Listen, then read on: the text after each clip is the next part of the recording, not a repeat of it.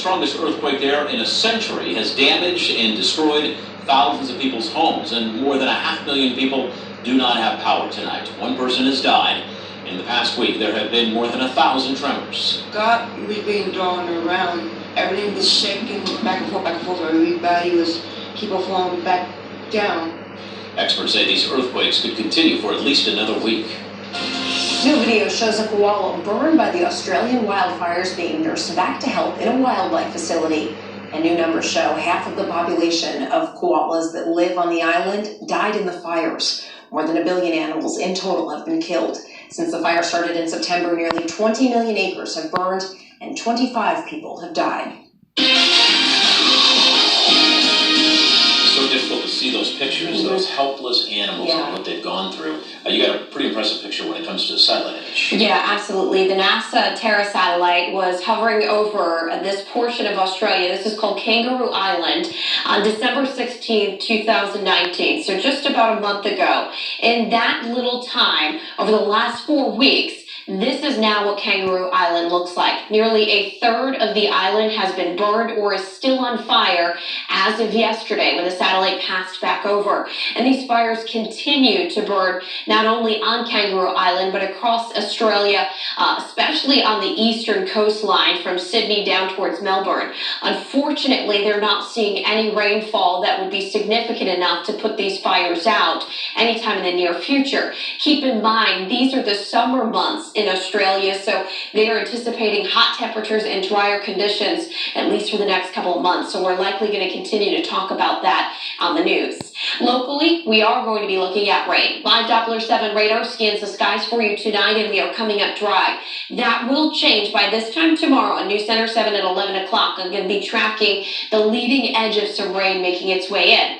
Doesn't look like much now. There's a lot of cloud cover there on the east side of the Rockies. We will watch an area of low pressure developing there along with a cold front. It'll initially push in some warmer air on the front side of that system, then some cooler air, but along it all is going to be some significant rain. In fact, rainfall estimates throughout the Miami Valley may range between 1 to 3 inches and perhaps some locally higher amounts between Friday and Saturday. That could lead to some minor flooding out there, and because of that, we have a flood watch that's been issued for Randolph County from 7 o'clock Friday evening until 7 o'clock on Saturday evening. It's quite possible we'll see more counties and cities put under that flood watch as we head into the next day and that system gets a little bit closer to the area.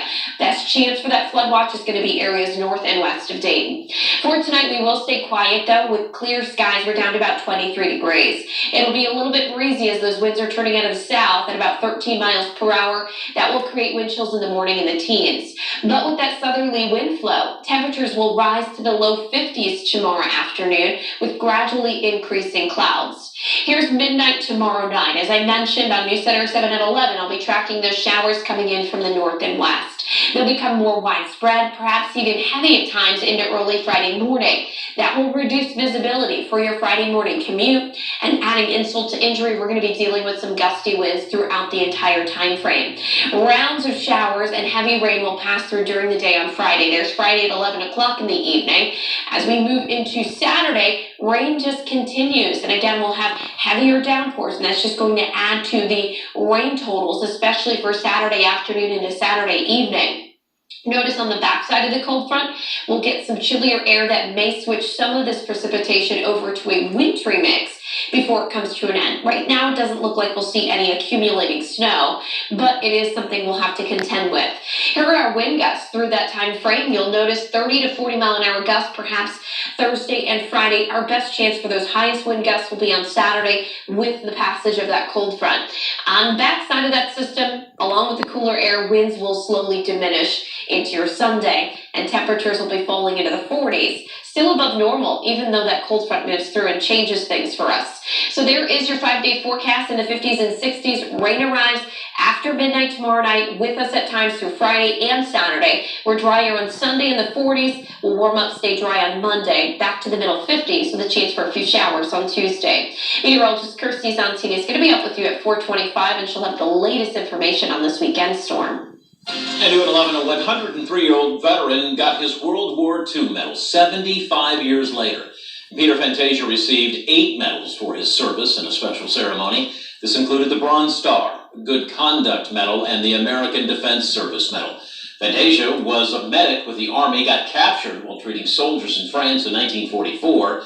He was a prisoner of war for 6 months. Thankfully, 2 days ago, Jade woke up. And she opened her eyes.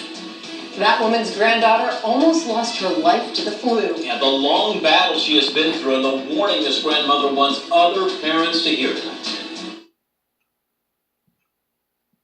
Live Doppler 7 radar for the fastest, most accurate severe weather warnings. Before you wake up, Storm Center 7 meteorologist Kirsty Santini is already tracking storms with live Doppler 7 radar, pinpointing when severe weather will hit the Miami Valley and how it'll impact your day. Weather coverage you can count on. Weekday mornings starting at 4:25 a.m.